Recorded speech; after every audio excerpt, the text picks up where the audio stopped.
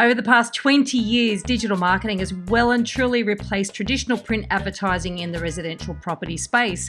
And as digital platforms become more sophisticated, as we all trade more and more information online, the relationship between seller, agent and buyer has been changing, even if you haven't really noticed it.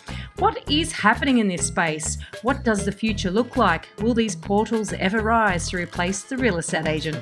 Welcome to The Elephant in the Room. This is the podcast where we love to talk about the big things in property that never usually get talked about. I'm Veronica Morgan, real estate agent, buyer's agent, co-host of Foxtel's Location Australia and author of Auction Ready. And I'm Chris Bates, mortgage broker. Before we get started, I need to let you know that nothing we say on here can be taken as personal advice. We always recommend you engage the services of a professional. Don't forget that you can access the transcript for this episode on the website, as well as download our free Fool or Forecaster report, Which Experts Can You Trust to Get It Right? theelephantintheroom.com.au. Today we're keen to delve into the nuts and bolts of search engines and how the information gets there in the first place, how buyers and agents, notwithstanding their competing agendas, can use them to get the best outcomes. To help us understand all of this, we're joined by Simon Hope, General Manager of Product for Residential, REA Group. That's the home of realestate.com.au. And Simon is responsible for developing the product portfolio which is sold into residential real estate customers. Simon has been developing digital products for over 20 years and been with REA since 2015. And in that time, he's responsible for leading the data divisions as well as acquisitions like flatmates.com.au. Thanks for joining us today, Simon. We're both looking forward to quite a juicy, interesting conversation. Yeah, likewise, Veronica and Chris. lovely to be here. So good to have you on. I mean, we'd love to get access to the data you guys see each day, the clicks here and how many people are looking at everything, and just amazing, right? But REA, I mean, what's the sort of the mission that you're trying to get to? Like, what's the ultimate end game from the user experience? Like, how are you looking at your real estate agents and the user, and where are you trying to take the platform to, I guess, longer term? Yeah. Okay. So, I mean, that's a big question. Do you want the Dr. Evil answer, or do you want the sort of? We want Dr. Evil. Yeah, a bit of both. No, look, I think for us, our vision is to, I guess, that grand vision. Like all great companies, we have a grand vision, and that vision is changing the way the world experiences property. For me, how it plays out is really about joining the dots between individual consumers as they're going through their journeys, whether it be a tenant, a buyer or a seller, as effectively as possible with the industry participants, so that the agents in particular. So a lot of the work that we're doing right now is really focused on bringing those two worlds together. We've got as you sort of stated, Chris, we've got a wealth of consumers on our platform that are engaging with that channel each and every day. How do we take that and make that useful for agents such that they can engage back with those same consumers in a more effective way to get a better outcome for a tenant or to get a better outcome for a buyer? So that's the sort of day-to-day problems that my teams kind of focus on, and we really just think about like these. We talk a lot about these sort of core jobs to be done. Like what do people really want to do? What does an agent want to do in their day-to-day world? And we're seeing like a big shift probably over the last 2 years, I'd say, introducing more digital into that process. How can digital help them be more effective? Be effective in the jobs that they need to do. So a lot of our time is just spent focused on those problems. Do you feel like you're like 80% of the way there and you're sort of scratching your head to sort of come up with, big innovation? Or do you feel like you're only the other way? You're only 20% of the way there of where you guys think you could take the platform? Look, I don't think we're 80% of the way there. I mean, I think we're certainly more progressed in the advertising space because that's been our lineage, right? That's our sort of DNA. I think as we move into this sort of concept of providing more utility along the property journey on either side of the equation, there's still a lot of room to go. And you actually, you sometimes underestimate the barriers that you've got to get across. I think we've spent a lot of time in the last year working with sort of doing digital proposals, right? Now you'd think, okay, a digital proposal, right? Just send a proposal out directly to the vendor, do it through a digital medium, you'd think, well, there's not a big hurdle there, but the reality is those types of behaviours, they're hugely sort of embedded in the businesses of today. So actually, if you're working in digital, you think it's obvious. Why don't people just go there? The reality is it often involves change. And when it involves change, it takes time to kind of shift an industry from printing out reams of paper, driving 50K to drop off said reams of paper instead of just sending something immediately. So you're talking about real estate agents being the fly in the ointment, or the lack of grease in the gears here. Are they? I mean, is the real estate agent, I guess, a problem or creating friction in the relationship between the buyer and the seller? I mean, it's not universal. Like, it's absolutely not universal. I don't think it's. Yes, do they create friction? Sometimes, absolutely. I think I'll give you an example. We run a consumer omnibus every year. We question thousands of consumers on our platform. For buyers, for example, their number one frustration, like I think it's like 75% number one frustration, lack of sold prices on listings. Yeah. If you look at the younger cohorts of that same, if you look at the younger demographic, that number goes up.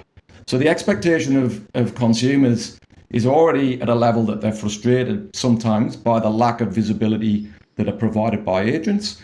With the younger generations coming through, that frustration is ratcheted up because their expectations are set in domains that many of these people are not in. So I think, but it's sometimes easy to generalize why a price might not be provided on a listing. There's probably a lot of individual drivers and reasons for doing that. Some of that perhaps are not the best drivers and motivations. Some of them are totally legitimate, like the vendor doesn't want that price to be disclosed. Yeah. So there's always a nuance. I think generally what I'm observing is that change is typically more embraced by the younger in amongst the industry.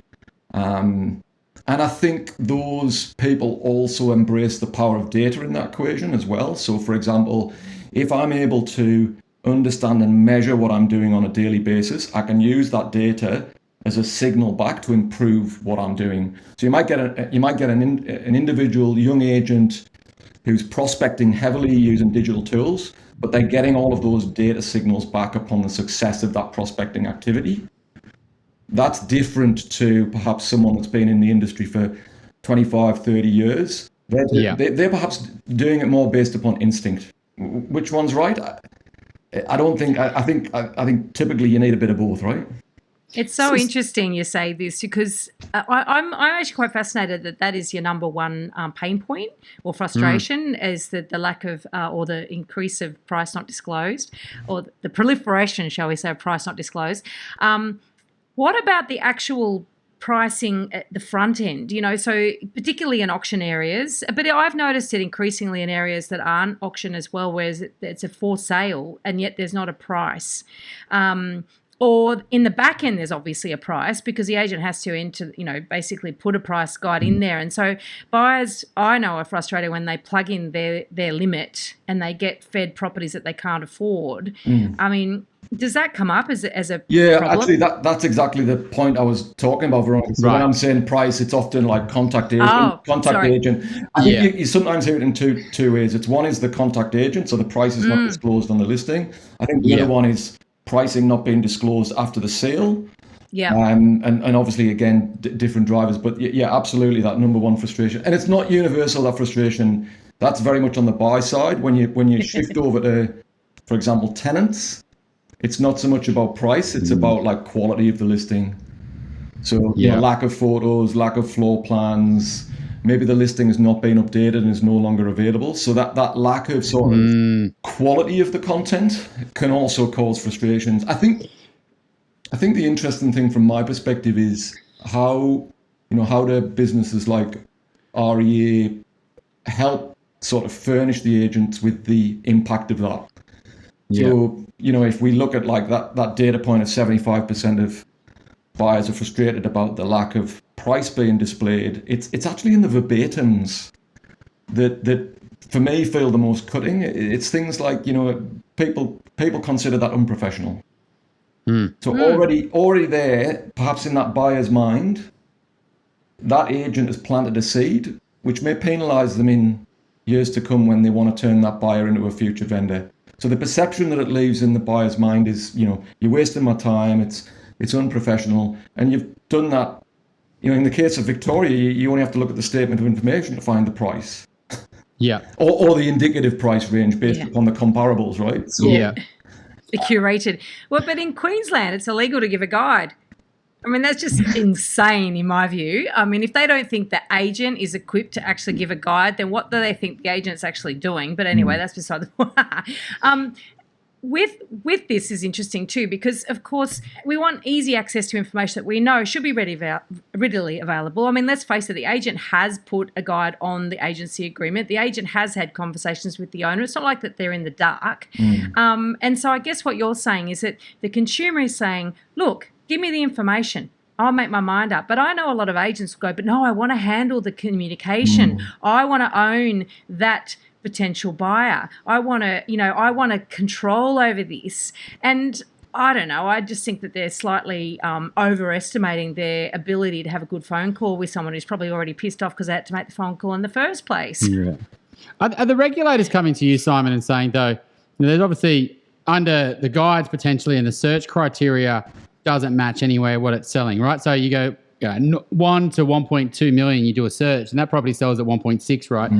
And so it's like REA are just taking that number from the agent, but that was never what it was going to sell at, right? And so that could be just a serial underquota, right? Are the regulators looking at the data that, you guys use with the agents? Because that's the best, if they had to put in a guide with you guys and then it had a sold price, you could easily see who's the serial underquotas. Like, is REA keen to sort of lift the standards for the real estate agents by saying, look, it's better, more professional, if you give a price guide. It's more professional if you're in very, not too far away from the the guide. So how does REA see that these industry issues are playing out and affecting you as a platform and not increasing the trust in the real estate transaction? Yeah, I mean, I think broadly, Chris, we sort of share that view that we want to kind of raise the quality, raise the standard of the industry, whether it's related to pricing or otherwise. I was listening to John a couple of weeks ago on your podcast, Cunningham, talk about trust and transparency. He talked about that classic league table where agents are like number 2 off the bottom. So, I think we're very much aligned to that view. With regards to we don't get approached by the regulator.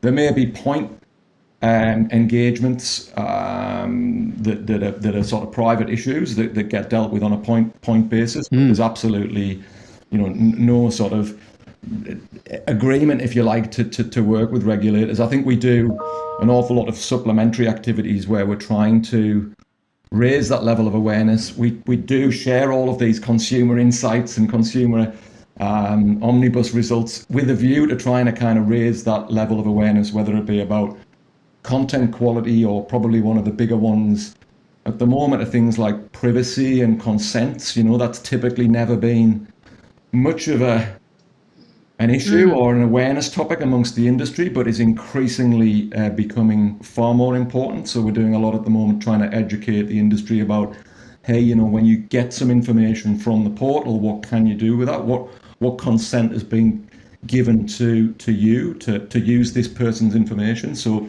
yeah.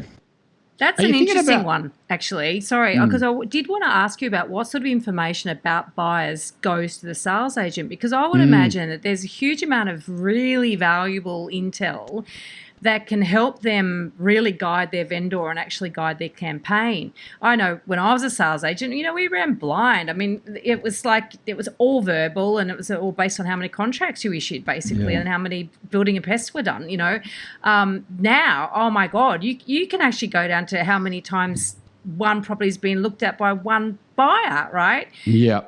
What how can long? be... Yeah, what can be referred to the agent, what can't? I guess it's all a bit murky, isn't it? Yeah, well, so we, so obviously, like probably the simplest example is when you you might arrive onto the portal, that you might put in a search for your suburb of choice, you might see a listing, and you typically might go on to inquire on that listing, which is generally what we would describe as like declared data. The consumer is declaring that, hey, this is my name, this is my number, this is my email address, this is the information.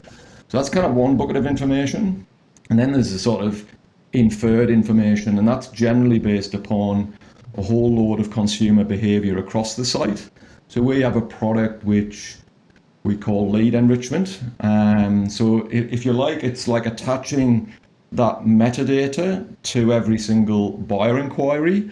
And that looks at sort of 3 dimensions. So it looks at what we would describe as buyer readiness, which is essentially grouping buyers into 3 segments based upon that online behavior. So are they ready to buy?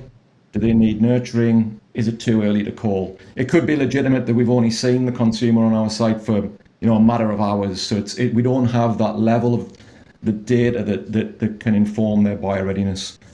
The second is what we call like the attribute profile match. So this is all about how well the attributes of this particular property matches the attribute profile of the buyer and their search behavior.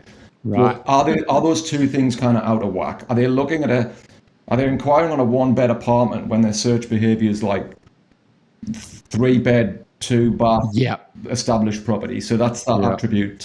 Desperation meter. Yeah, correct. Just got divorced. And then the third is this sort of concept of listing engagement. That's specifically about the property that they're engaging on.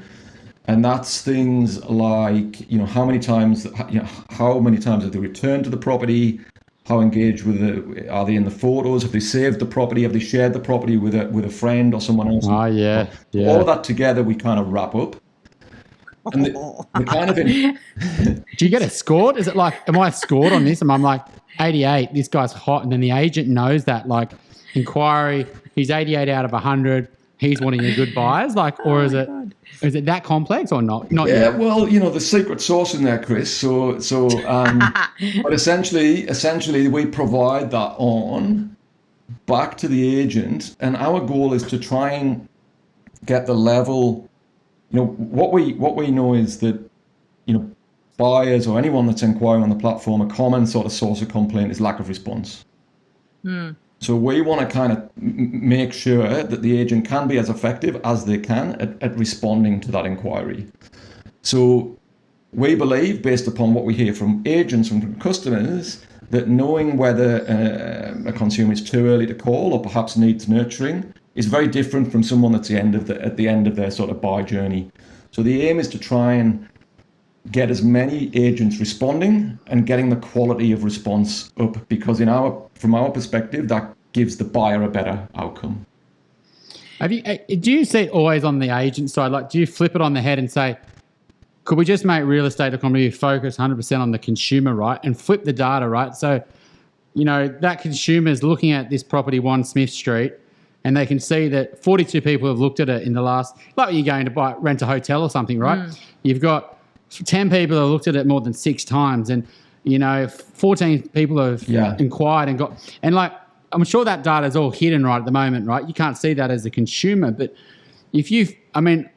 people do act under social pressure, so they probably see that this property's got very hot. Lots of people looking at it and probably think it's a good property, but I wouldn't go with the herd goes. But you know what I mean? Have you thought about flipping it the other way, where it's like make it an ultimate consumer platform? Then you encourage even more consumers, more eyes. And then the real estate agents have no choice but to just sort of join the ship, I guess. The trick is doing on both sides, Chris, right? Yeah. Like, so I think, we do it on the consumer side. A good example of that would be, as a property owner, you can claim your property, if you like, online on realestate.com.au, and we give you the single property owner dashboard.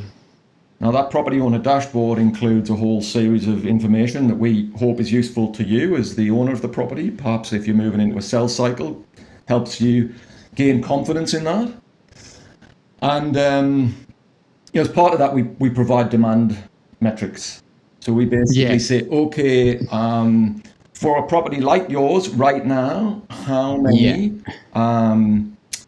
how many consumers are strongly engaged with properties like yours at this time. And we do a lot of work. There's a lot of investment goes into it to, clean away things like views and move to actual people.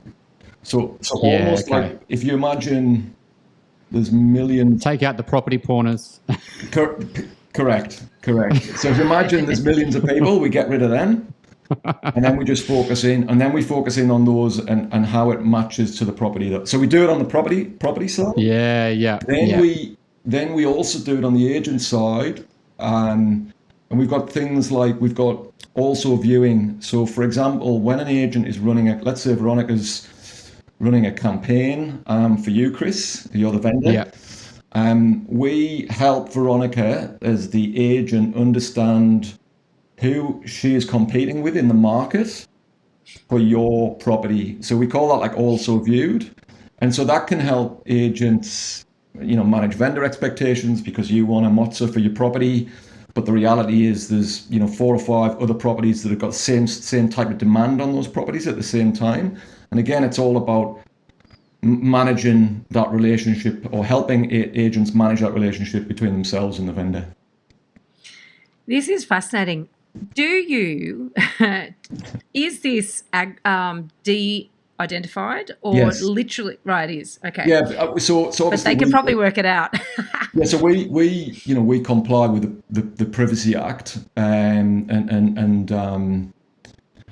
obviously that consumer consent that I mentioned before is critical. So we get consumer consent and apply by the Privacy Act. But that landscape is significantly changing and changing at pace. The ACCC sort of undertook a big piece of work, a big sort of research or inquiry report back in 2019 called the Digital Platforms Inquiry that looked at all kinds of online behaviour across all types of platforms. And I think in part it was in response to the activity that was happening in Europe with what's called GDPR over there. And so I think it's probably fair to say that, post-election we might see new sort of legislation either affecting the Privacy Act or perhaps this new online privacy bill being developed, which will impact the likes of our business because it will change things like the definition of personal information. So, obviously something like your name, your number, etc. It's all classed as personal information. That may extend into things like digital identifiers like your IP addresses and stuff like that. So we'll be obligated to make sure that's anonymized. But it will also be focused on providing more power to you as the consumer, more control to you in terms of the consents. They need to be clear to you, greater transparency, level of control, which things you're going. I mean, you're probably really familiar with when you go on any website now, it's accept cookies. Yeah. Imagine that kind of upper level where you're saying, okay, I'm going to accept these types of cookies, but not these types of cookies, etc. So I think it's a very reasonable sort of expectation that we see that come in. And again, that's something that we have to acknowledge, but it's also something that the industry, no consumer wants to, go to an OFI and then, 2 years later, 3 years later, 4 years later, still be receiving spam from an agent. We have a role to play to educate the industry on what they're responsible for, whether it's an inquiry that's being delivered by the portal or whether it's a name and number they took down at a front door. So this gets to the heart of something quite important, I would imagine, is like who actually owns the data. Is there a tug of war behind the scenes with agents? I mean, there is the tug of war, whether that's the right description. I think there's definitely notions of ownership, which are really sort of false in my mind. I think when it comes to consumer consent, the ultimate owner is the consumer. And consent is what we have to respect with regards to what the consumer allows us to do. So we may get into tug of war about, REA doesn't own this lead that it's provided to me as an agent. And even within agent offices, Chris doesn't own this lead. It was Simon's lead, and they get into ownership battles even within their own businesses. Yes. The reality is, none of us, not the portal, not the individual agent, not the agency, not the franchise, none of us own that data. We were granted a consent by the consumer to use that data in service of the consumer need. So from my perspective, that consent is about helping the consumer inquire on a property that they want to buy. I think there's a real issue in the industry that hopefully is starting to get weaned out, but I don't think so. And that is the idea of seeing people as leads as opposed to as human beings, with needs and also free will to decide what they want to do. And it's because there's a lot of commission goes under the table and referral fees and that sort of stuff that, there's only certain circumstances upon which it has to be declared. And so there's a lot that goes under the radar. So I wonder if that sort of feeds into this whole idea of privacy and, seeing people as leads rather than seeing people as human beings, as you're saying, with that autonomy to actually decide themselves, where they want their information to go. If you like what you're hearing here, please share this episode with others you feel would benefit. And while you're at it, why not leave us an iTunes review? 5 stars, please. Every review helps make it easier for other people to find us and hear what our amazing guests have to say. We love hearing your questions and we're planning more listener Q&A episodes. Please send your questions in. You can send them via the website, which is theelephantintheroom.com.au, or directly via email to questions@theelephantintheroom.com.au.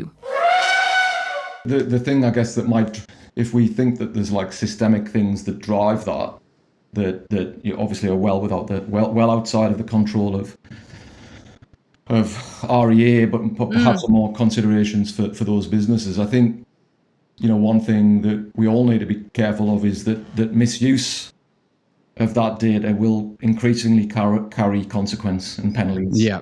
And we'll move from a situation where there's, no teeth to teeth being executed on those types of things. Yeah. You can already see that, if you do make a mistake, the regulators are coming down harder and harder, right? You got away with it, I guess, in the past a little bit if you had a big data breach and people sort of forgiven you, but now more people are getting worried about it, I guess, and cybercrime's going through the roof, etc. So, I mean, not that you want to talk about your sort of competitors, but the green one, they have done all this thing which is around sort of off-market properties. And what sort of REA sort of, is there a plan to sort of potentially add in sales that aren't on your platform, on your platform and sold and wasn't sold on REA, or, because this is a consumer insights. Like, not even consumers know that these properties even sell, right? Like you have to go digging. You have to know to go on the Valuer General and search your suburb. And it's kind of like, I know you guys decided not to list on us and or the agent didn't list with us, but, telling the consumer that these exist. How's REA feel about all that? Yeah, I probably won't disclose what's in the product pipeline. I have a lot of respect for the green one. I respect all of our competitors. Probably there's actually some interesting things that have developed even in the last year on our portal, which is actually there's a lot of our customers, agents, actually provide us with off-market sales. So, okay. And the reason that they provide us with off-market sales is because we provide a way for vendors to come onto our platform to understand who the right agent is in a given market to provide them with a service. So a brag fest, in other words. Okay. So trophy. So what we've seen is that typically agents will disclose transactions, whether they are transactions that have happened on portal or off portal, because they want to put their best foot forward. They want to basically say, if I'm going to be measured on sales, then I don't want 20% of my sales not being represented online. So we get that visibility, and then the consumers then get that visibility. So you're putting those sales on, are you? Like in terms of in this sold tab? Correct. But they may not have the price. As it goes back to what we were first talking about. obviously the quality of the listing may be different to a quality that... no photos and blah, blah, blah. Yeah. I mean, it's a big sort of area, isn't it? It's like, you've got to, if people are just looking in REA, which has probably got 99% of the properties that are online, right? But they don't know about this sort of undercurrent, and they think it's more than it is, and they don't know how to find it. And I kind of feel like it's maybe you could just sort of be that source by just having everything on there, because you can get that information and put all the listings on there with the past sale dates. It's just we provide that to a degree in our property experience. We have an experience for every single property in Australia against every single property. We have a list of previous transactions, so that we provide a way to get a consolidated view, I guess, of the market for consumers. I think the debate around off-market sort of, it ebbs and flows a little bit like off-market activity based upon, I guess, the supply and demand mechanics. We track it. We track it against the government transactions. We track it against listings that are directly loaded to our platform without a corresponding campaign. We track those things, and what we probably don't see is material movement trended over time. That's interesting. So do you publish any of that stuff? No.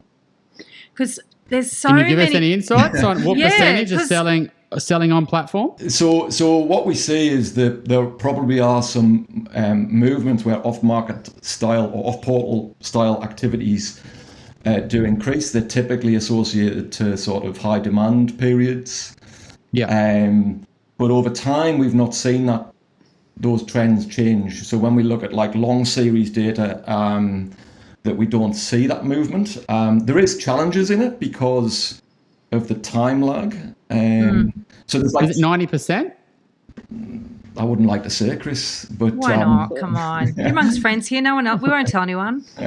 So you did a great poker face there as well for the people on the video. You didn't give anything away, so I'm like, I was hoping you might have said higher or lower or something, but there's nothing there. Warmer, colder. No.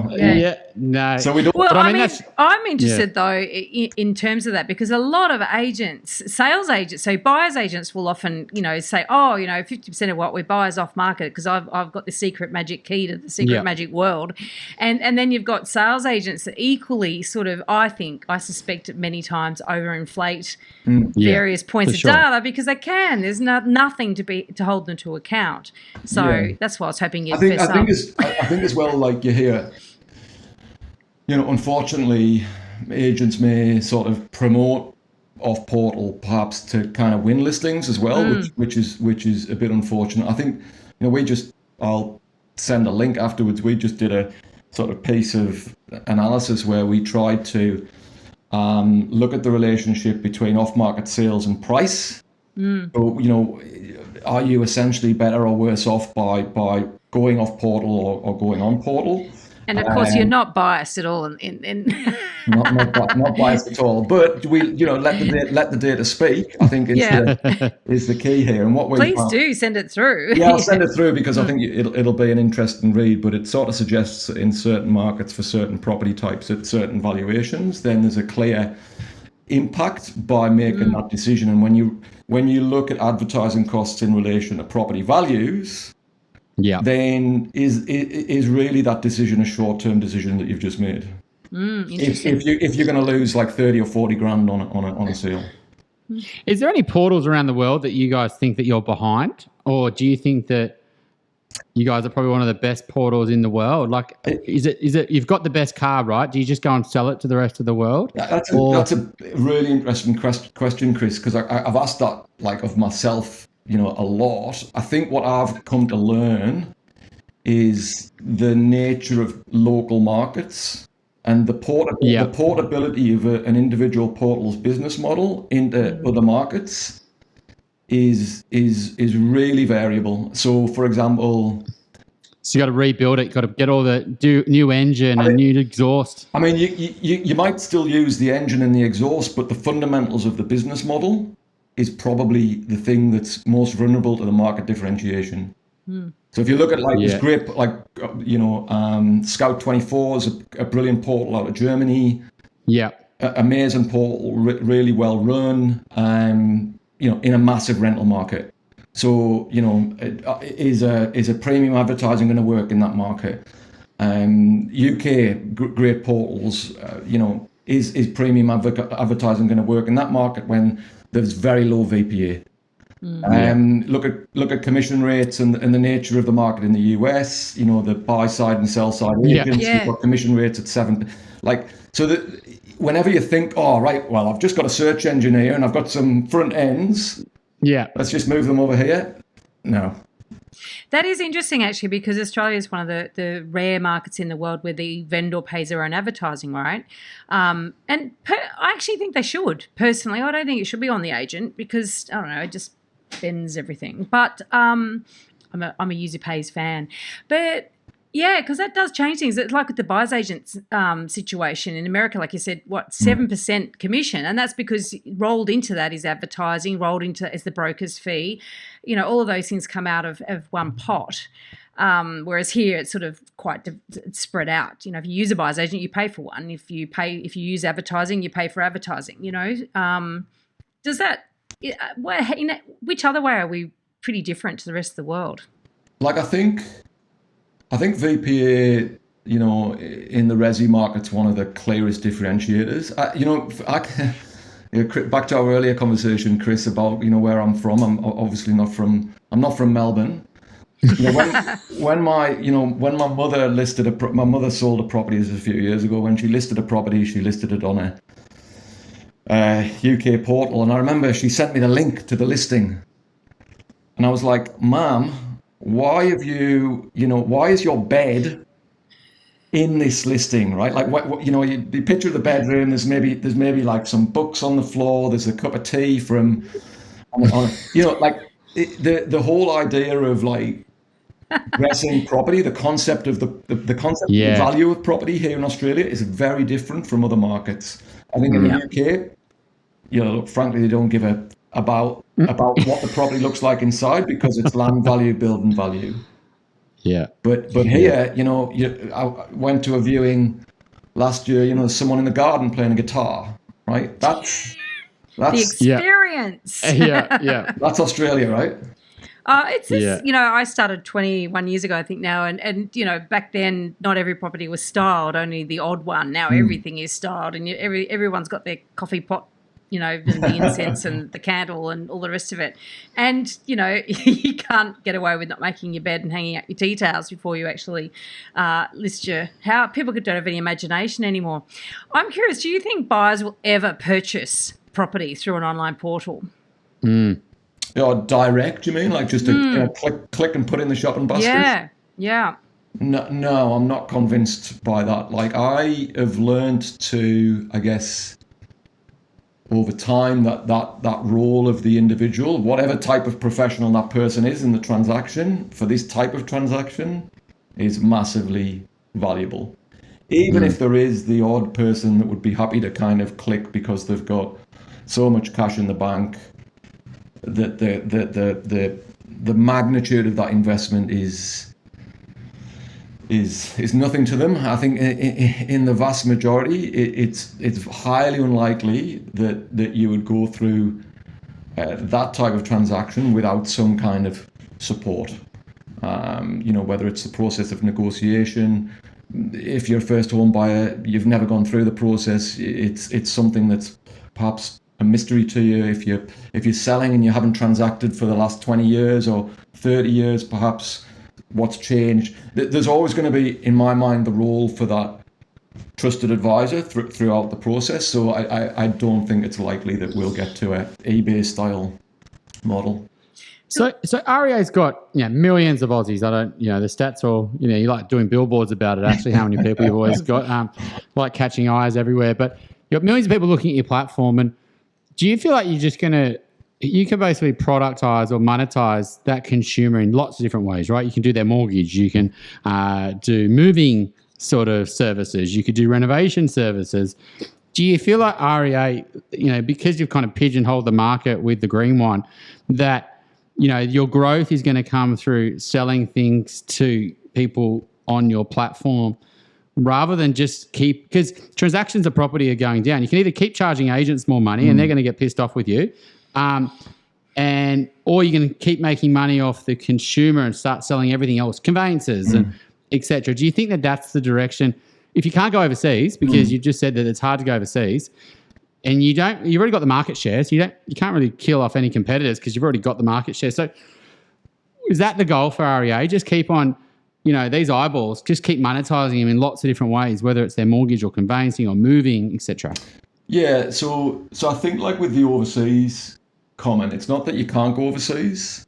It's just that you have to be cognizant of what you're going overseas for, because we're overseas right now. It's just you got to be really sensitive to how that market operates. So I think there's the willingness, and we're doing that. I think sort of domestically, yes, is the quick summary of answer to your question. But I think I think fundamentally, Chris, it's based upon, as long as you can confidently stand behind the value that you're providing. Yeah. Whether that be to a consumer or to an industry professional, then there shouldn't be any shying away from that, right? Like, if I can solve a job that you need to do in a more effective way, a more efficient way, a more cost-effective way, then as a business, that's what we're in business to do. So I think like a lot of what we, as I said right at the top, a lot of what we think about is like really going back to the core sort of jobs to be done on the part of any of these constituency. And as long as we can prove that, then yes, there will be opportunity. And that's evidenced in our strategy. It's not a secret. We've made significant acquisitions in terms of mortgage brokering, Smartline and Mortgage Choice. So, I'm not telling you any trade secrets here. It should be fairly obvious. Yeah. So in terms of the quality of what people are doing, the consumers out there on platform, right? I'd say that there are the informed consumers, and they're probably the ones who are listening to our podcast, because that makes them informed. But the uninformed consumer who doesn't really know what they're doing, let's say an investor, right, or a home buyer, and they're going to make a poor financial decision, your platform's helping them make that decision because you're providing a listing, right? But looking at data long term, we know that these are going to be poor financial decisions. Let's say they're buying high-rise apartments, right? And you can't really step into them and start providing data on the performance of that apartment, because you got to piss the agents off, because they're going to say, well, I don't want that performance to be online, and they're the ones who pay you. So do you think you'll ever become like a consumer focused, or do you think you're always going to have to keep the agents at front of mind and say, well, we don't want to provide data on investment performance and how that tracks versus medians, like the better streets versus the worst streets, or, south facing versus, and that make that easily accessible, because you're going to piss off the agents? I think we are consumer focused, Chris, and I think we've been doing the things that you've just said for years. We used to have a standalone investor section on our site that talked about average rental yields in a given suburb. That's now available on our property pages. We're always trying to find that balance to provide consumers with the right level of awareness, empowerment, confidence, as well as not, to your, I think you used the terms pissing off the agents, without pissing off the agents, I think was the term. So I think we are consumer focused. We'll continue to be consumer focused in that regard. But we don't, every single one of those decisions we treat fairly seriously. We do a boatload of consumer engagement. We do a boatload of customer engagement. We try and navigate those lines, because I think if you tip in one favor or another, then it becomes problematic. It is a delicate dance, though, isn't it? Because not only are you, potentially there's that provision of information to consumers that may then discourage them from buying some of the property that's actually listed on your portals and paid for by the advertisers.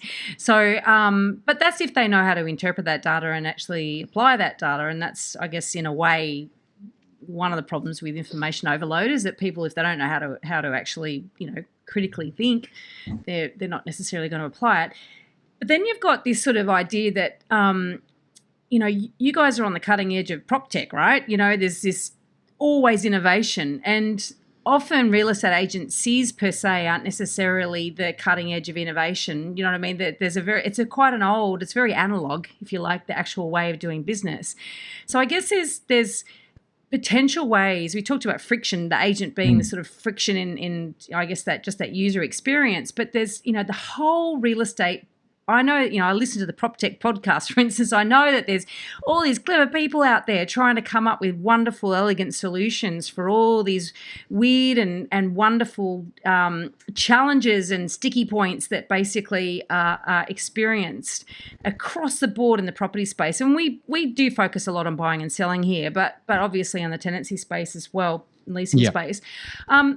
And there's all these solutions, there's proliferation of them, and some of them will go bust and some of them will go on to become billionaires and have amazing floats, right? But in the meantime, you're actually dealing with a very antiquated type of working, So in a way, this innovation is a bit of a threat to your main customer base.